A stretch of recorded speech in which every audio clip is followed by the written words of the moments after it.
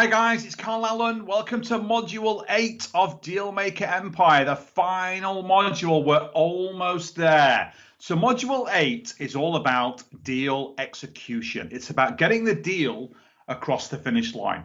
Then you can just rinse and repeat the entire process as you bring additional companies into your empire.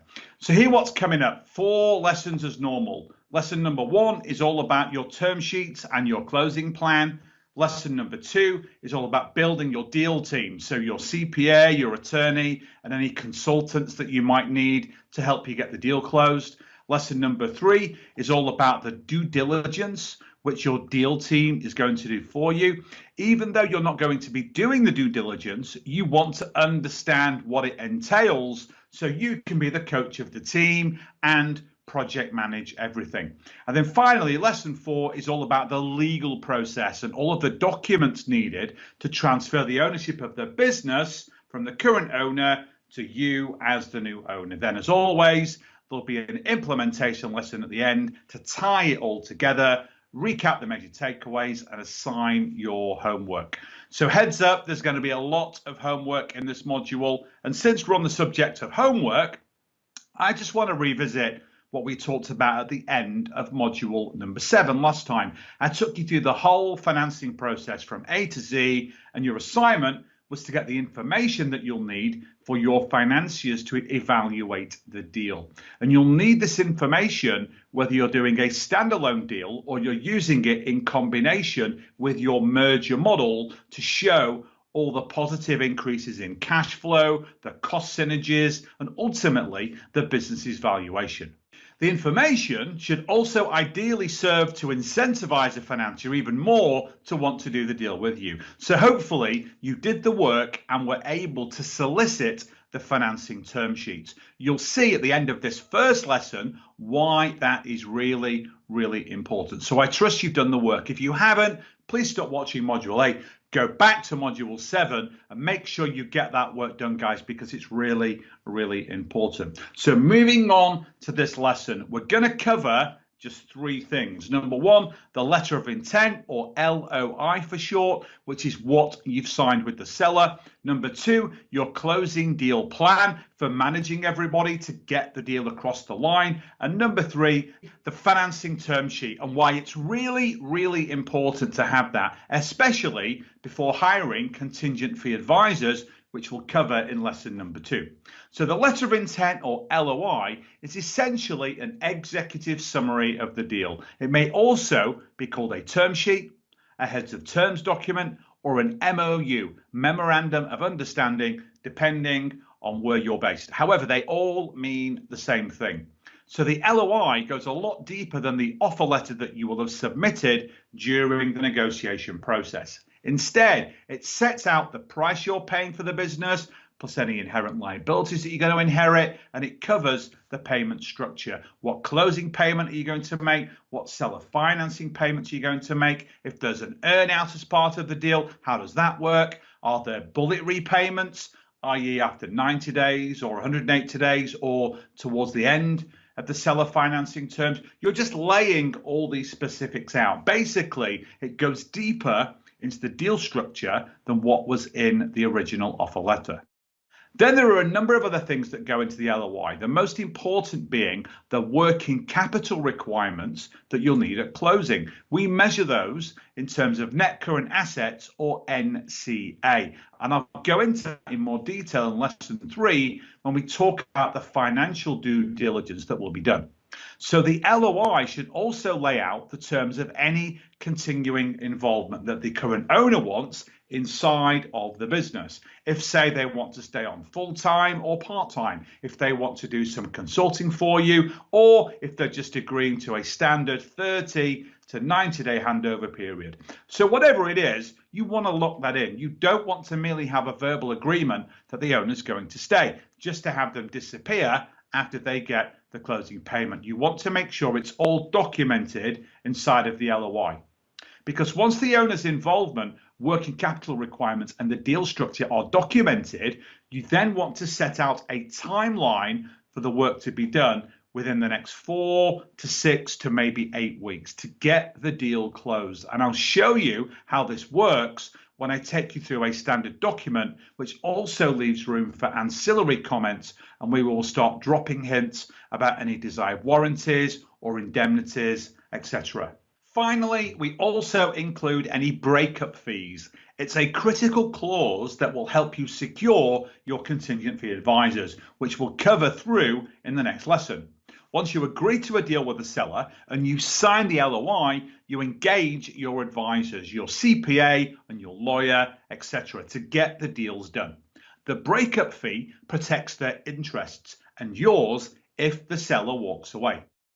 This executive summary of the deal, the entire LOI, is subject to legal contract and due diligence. A downloadable version of the template is part of your resources for this module, so you can just fill in the blanks when you're ready to close your own deal. So let's do a run through of an LOI for a deal that I closed back in late 2019. It was a UK deal, so it's not called an LOI, it's called the heads of terms. But again, it means the same thing. I blanked out some of the sensitive information for confidentiality and compliance. This was actually a deal that Adam Markley, who's both my co-founder at Dealmaker Wealth Society, Adam and I did this deal through our private equity company, Prox Capital Group, with one of our partner program members. The partner program is a level up from Empire, where students leverage our experience directly and do deals with us. So this was a partner deal. So points 2 and 3 are the partners that brought the deal to us. And then you see Adam and myself down the shareholders of the business. And then there's John McElroy, who did all of the due diligence for us. Rather than pay John a fee, we gave him a minority piece of ownership in the business. So the next section states that the heads of terms have been prepared to give guidance for the lawyers of the parties for the preparation of the legal documentation in relation to the proposed sale of the shares of the business. And this heads of terms is not exhaustive and is not intended to be legally binding between the parties, except as specifically set out in these heads of terms. So it's true, there's only one clause, only one piece of this document which is legally binding. Section number 1 is all about the principal financial terms that you've agreed to with the seller. In this case, we're acquiring from the seller 100% of the shares of the business for a total consideration of £1.25 million. So this is an equity deal. I'll walk you through the differences between share deals and asset deals in the legal module later. So we're buying this business for a total of £1.25 million, 500,000 of which is being paid at closing. The remaining £750,000 is going to be a seller financing note. Now, there's no debt in this business, which is why there's no line item for that. If you had liabilities in the business that you were buying, you would include that in one of your bullets. So we're stringing that seller financing payment out over 5 annual installments of £150,000 each per year, starting at the end of year 1. And although this is a 5-year note, the seller really wanted only 4 years on this deal. So we compromised and said, if we can make the 5th payment faster, we will. And we'll measure that on a profit share over a certain level of EBITDA, which in this case is £280,000. In other words, if the business makes £290,000, we agreed to take that 5th £150,000 seller payment and pay it down by doing a 50-50 split of any profit over and above the £280,000 threshold. Item 1.5 lays out that working capital position based on the most current statutory full year balance sheet values. What we're basically saying is that we need to have a minimum net current assets amount. Remember, that's current assets less current liabilities of £648,000 at closing. And we want to see the majority of that as cash. Why? Because the £500,000 closing payment is actually being paid from the cash in the business. That's how we structured this deal. There's no external financing going into this deal whatsoever. It's all cash from the business. Section 1 takes care of the principal financial terms. Section 2 is just other matters. These are called ancillary statements. The deferred amount owed by the purchaser, us, to the vendor, the seller, the completion day will be secured by a charge on the shares of the company that were transferred to the buyers, which are us, at closing. That means until we've made all these payments to the seller has a charge over the shares of the business. In other words, if for whatever reason we don't fulfill our obligations and make our payments, the seller has the right to take the business back.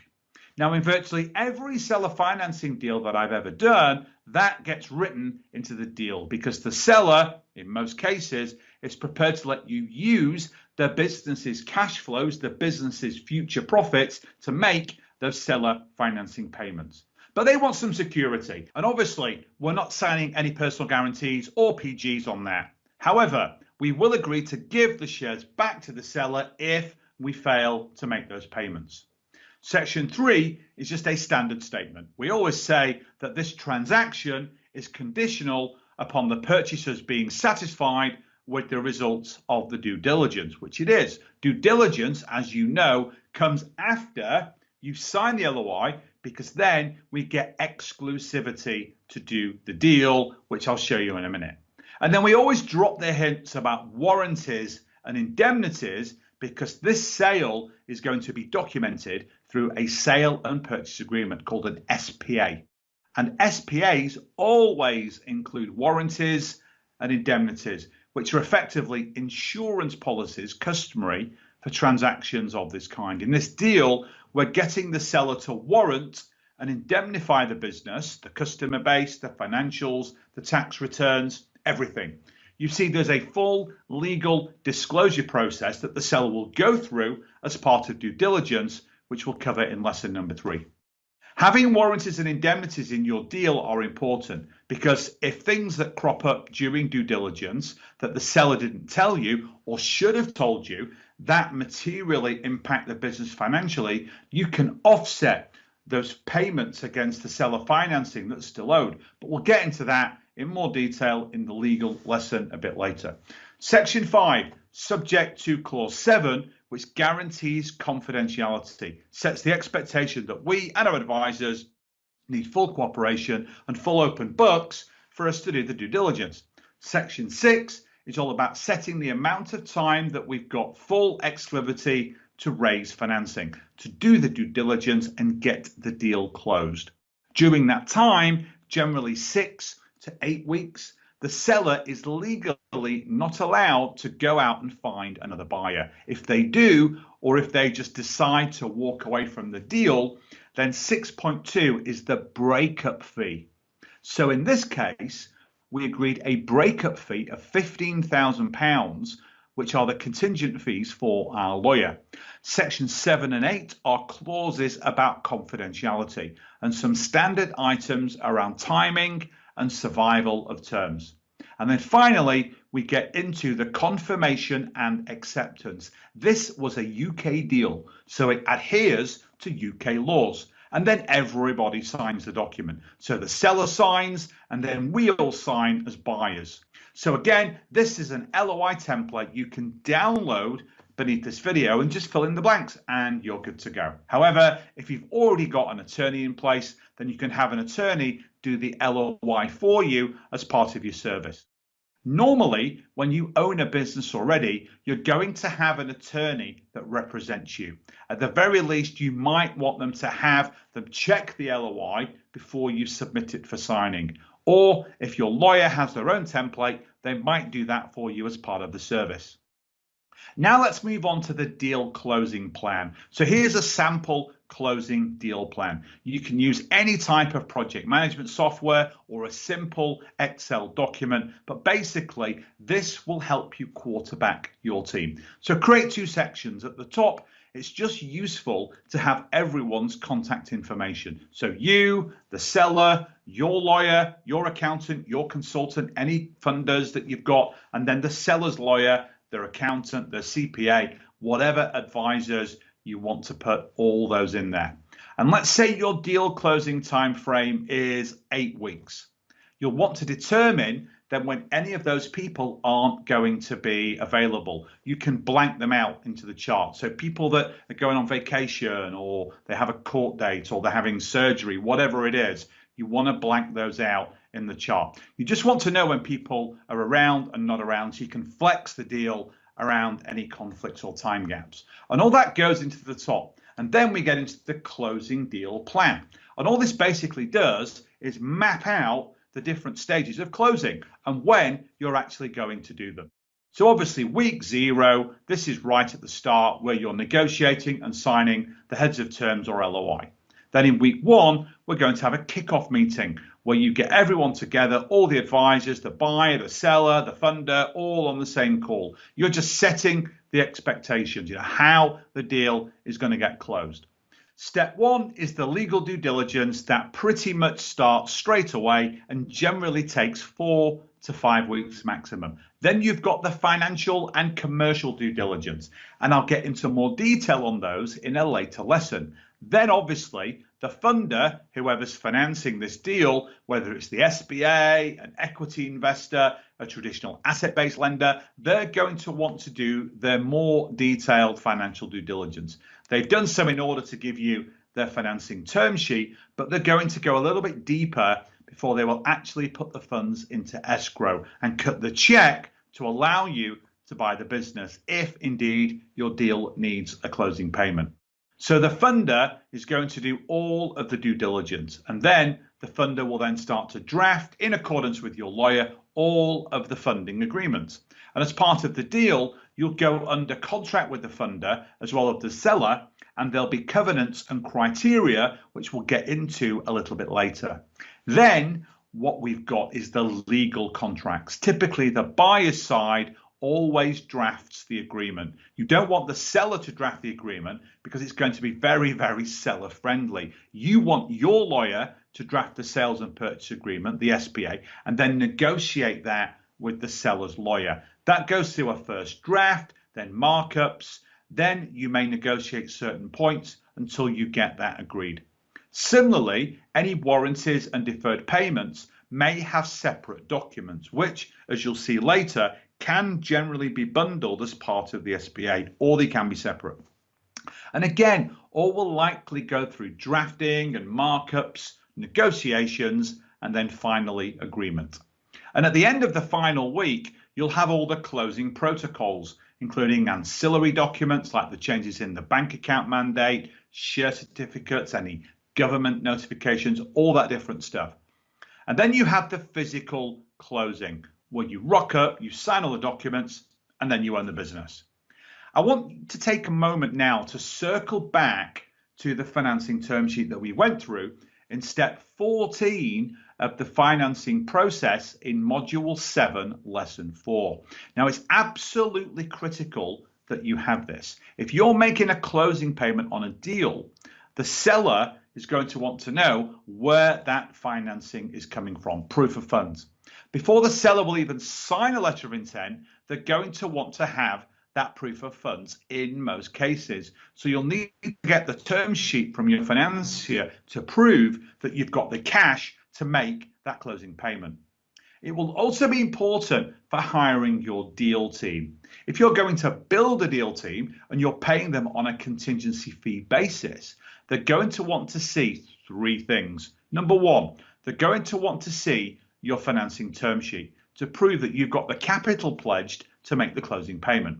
2, they're going to want to see that signed letter of intent laying out all of the different terms. And then 3, they're going to want to see that breakup fee, because without it, the advisor will typically not do a contingent fee deal. But if you've built a great relationship with an advisor, you know them, and they have a breakup clause in that agreement, then they are very likely going to do the deal on a contingency fee basis. And we get into how to do that in detail in the next lesson. What is the deal team and why do you need one? I will see you soon in lesson number 2. Until then, bye for now.